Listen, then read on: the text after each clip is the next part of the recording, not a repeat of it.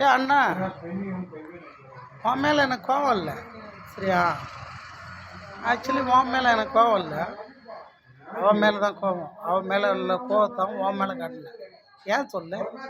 அவள் எது நான் வேணான்னு சொல்கிறேனோ அதான் வேணும்னு சொல்லி நான் பிடிச்ச முயலுக்கு தான் 3 காலுன்றான். மதுரையில் இருக்கா. அவள் அப்பா லாயரு சித்துப்பிட்டானா. அவளும் லாயர் தான் படிச்சிருக்கா. அவள் லாயராக இருக்காளேன்னு எனக்கு தெரியாது. அவள் பேர் ஜோதி. அவள் தான் என் பொண்டாட்டி.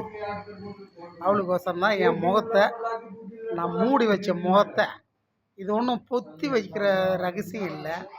நான் அம்மா அழகணும் நான் இல்லை, சும்மா அந்த டம்மி பீஸாக நான் இருந்தேன். என்னை வெளியே கொண்டு வந்துட்டான், என் திறமையை வெளியே கொண்டு வந்துட்டான். நான் டம்மி பீஸ் நான் இல்லை. எங்கள் அம்மா என்னை வரம் வாங்கி பார்த்தாங்க சரியா? எந்த நோய் நொடியே இல்லாமல் நல்லபடியாக என் புள்ள பிறக்கணும், ஓம் புள்ளியாக இருக்கணும் அப்படின்னு சொல்லிட்டு எங்கள் அம்மா வரம் வாங்கி பார்த்தாங்க. என் உடம்புல கிட்டத்தட்ட ஒரு 95 தழும்பு இருக்குது. அடிப்பட்டது, கீழே விழுந்தது, குடிச்சிட்டு விழுந்தது, ஆக்சிடென்ட் ஆனது, சண்டைகளானது, அந்த மாதிரி எல்லாம் நோய் நொடி இல்லாமல் நல்லா தான் இருக்கு. ஆனால் என் மனசு நல்லா இல்லை, என் மன நிம்மதி நல்லா இல்லை, என் சந்தோஷம் நல்லா இல்லை, என் பணம் காசு நல்லா இல்லை. இதனால் என் அப்பனை கண்ணு போச்சு, என் புள்ள உயிர் போச்சு, என் வாழ்க்கையே போச்சு.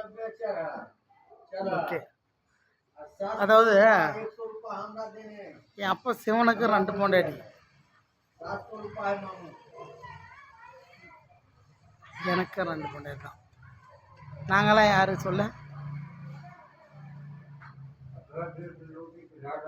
நித்யானந்த யார் சொல்ல? அவனை நிறைய பேர் சொன்னானுவன். நித்யானந்தும் இது பார்ப்பான். திருவண்ணாமலையில் இருந்தான், கிரிவலம் போகிற பாதையில் ஆசிரமம் வச்சுட்டு இருந்தான். அப்புறம் அடின்னு அடிச்சிங்க பெங்களூர் ஓட்டான் அப்படின்னு சொன்னான். இப்போ போய் கைலாசன்னு ஒரு நாட்டில் போய் செட்டில் ஆகிட்டான் சரியா? ஆனால் நாங்கள்லாம் சிவம் கொள்ள எங்களை அழிக்கணும்னா